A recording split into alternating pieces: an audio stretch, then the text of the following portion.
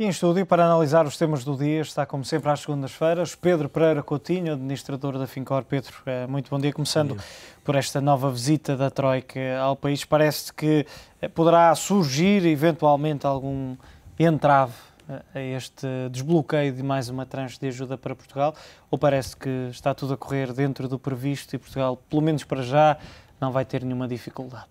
Eu penso que não vão haver dificuldades por dois motivos essenciais. O primeiro porque, de facto, o Governo tem cumprido aquilo a que se comprometeu no plano ou para o recebimento do plano de resgate da Troika e, portanto, penso que nesse aspecto as medidas têm sido implementadas e que não irão haver surpresas em relação à implementação do plano. E, por outro lado, há também um fator de pressão sobre a União Europeia neste momento, porque, naturalmente, o efeito de contágio, dado o problema que estamos a viver atualmente na Grécia, se desbloquearia rapidamente se, de repente, se colocasse em causa o desbloqueio da próxima tranche também em Portugal. E, portanto, por estes dois fatores, penso que não vamos ter surpresas e que irá correr como planeado o desbloqueio da próxima tranche de 8 mil milhões.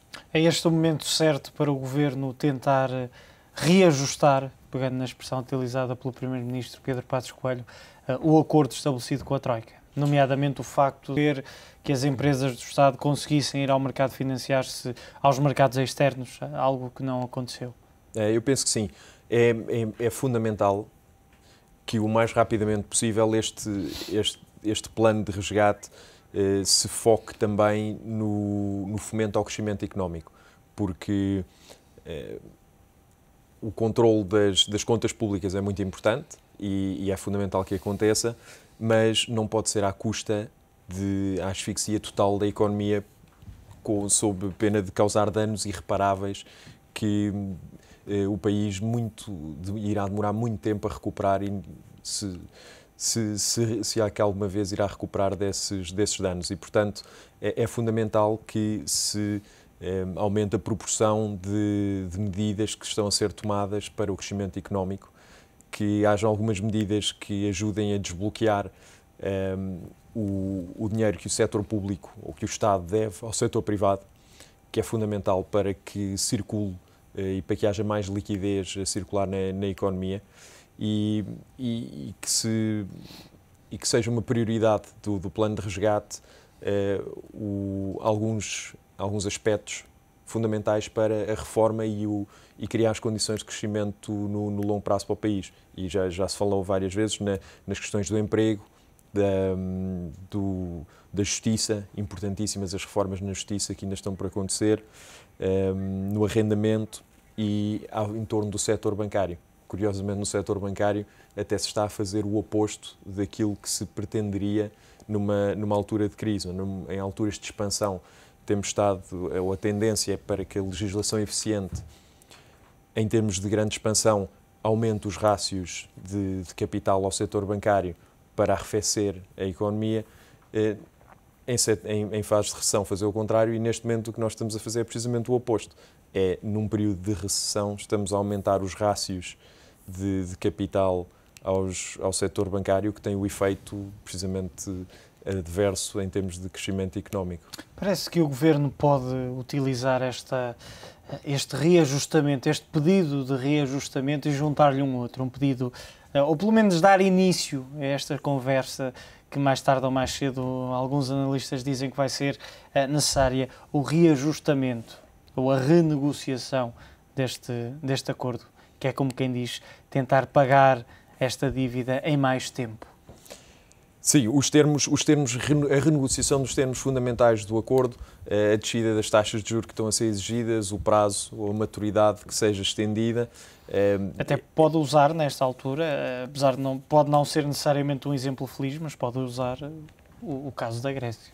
Sem dúvida, e nós falámos sobre isso várias vezes, o prazo que tínhamos e o custo do financiamento era demasiado apertado e não é possível fazer todas as reformas que o plano de resgate exige no espaço-tempo que permite para que elas sejam executadas, sem que hajam estes danos irreparáveis na economia e de recessão e de empresas que fecham sucessivamente e de famílias que pessoalmente entram em falência e que têm que entregar as suas casas ao setor bancário, e esta bola de neve que se gera de consequências de medidas de austeridade e de espiral de recessão. E, portanto, depois de apresentar e assumindo que, de facto, todas as medidas que foram acordadas estão a ser executadas no tempo certo e no formato certo, então penso que seria boa ideia e uma boa oportunidade de dizer: nós estamos a executar aquilo a que nos propusemos e continuaremos a fazê-lo se assim for exigido, mas vendo as consequências que estas medidas estão a ter na economia, e o exemplo grego é um exemplo disso, onde esta espiral recessiva está fora de controle, e então seria uma boa oportunidade para renegociarmos os termos do resgate e acordarmos um plano que sirva aos interesses de ambas as partes e que permita suavizar este processo de ajustamento das contas públicas. No meio de toda esta incerteza e destas pressões, o que é que vai acontecer à Itália? Essa é uma boa pergunta. $1 milhão de dólares. A Itália tem enfim, uma situação difícil de contas públicas para resolver, tem dívida excessivamente alta, nos 120% do PIB. Vai precisar de ajuda externa? Tem déficit muito alto também, mais de 5%. Olhando, por exemplo, para as ilhas das obrigações a 10 anos, nos 6,5%, faz-nos lembrar aquilo que poderíamos chamar já uma máxima de Teixeira dos Santos, a meta dos 7%. É adaptável também? Está bastante próximo. Não é? Já está muito próximo dos 7%. Vai precisar de ajuda externa na Itália. Eu penso que é uma possibilidade, sem dúvida, e curiosamente a Itália acaba por ser uma consequência da decisão, em parte, é justificado por um lado pelo Estado das Contas Públicas, mas por outro lado é uma consequência da decisão da União Europeia de deixar a Grécia entrar em default e dar um sinal ao mercado, ou transmitir a mensagem ao mercado de que, de facto, os países ou os Estados-membros da zona euro respondem pelas suas dívidas em termos exclusivos. Não há aquilo que se pode chamar um risco zona euro. Existe risco Itália, risco Portugal, risco Grécia, e isso só foi tornado claro agora com o default da Grécia, ou com o acordo, ou abrir a possibilidade do default para a Grécia. E, portanto, os mercados começam a olhar para a Itália de uma forma diferente.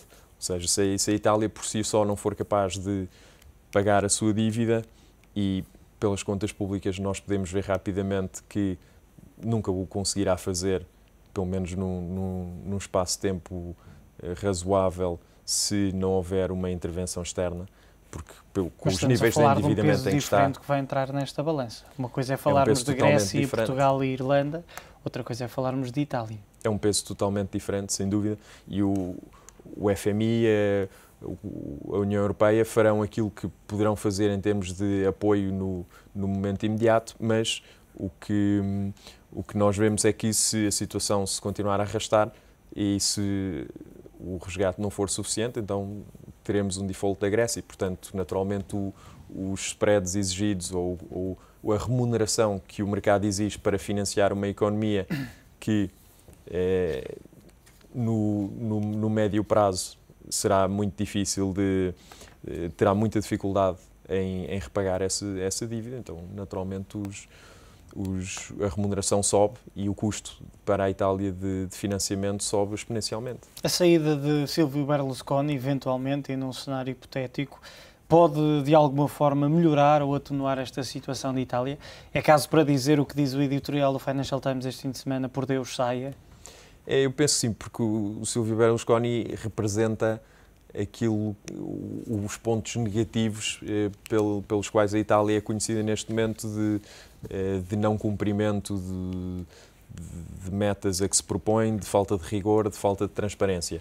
E, portanto, uma substituição do líder do governo por um líder que representa essas medidas em termos de rigor, de transparência e que dê mais confiança ao mercado e a uma eventualidade de necessidade de um resgate de rigor e cumprimento das medidas que a Itália se irá propor, era muito importante. Extrapolando esta situação de Itália para a Grécia, parece que o novo governo, sem a participação de Jorge Papandreou e também do líder da oposição, tudo indica que poderá ser Papademos, foi vice-presidente do Banco Central Europeu. Parece que poderá ser uma figura de relevo e uma figura que de alguma forma pode trazer alguma confiança à Grécia. Enfim, aqui eu penso que o importante era ter um governo de coligação, uma vez que perante a ameaça de colapso do sistema político na Grécia, um governo de coligação ou referendo, como tinha sido proposto por Papandreou, podem ser uma solução, enfim, mais que garanta que os interesses do povo grego estão melhor representados e que facilite o processo de aprovação de medidas e de implementação de medidas. E, portanto, nesse aspecto pode ser positivo, assumindo que não vamos ter aqui atrasos, e uma das questões importantes é em quanto tempo é que este governo pode agora aprovar as medidas necessárias para que seja libertada a próxima tranche de resgate. Vamos ver. Muito obrigado, Pedro. Pedro Pereira Coutinho, administrador da Fincor, com os destaques do dia.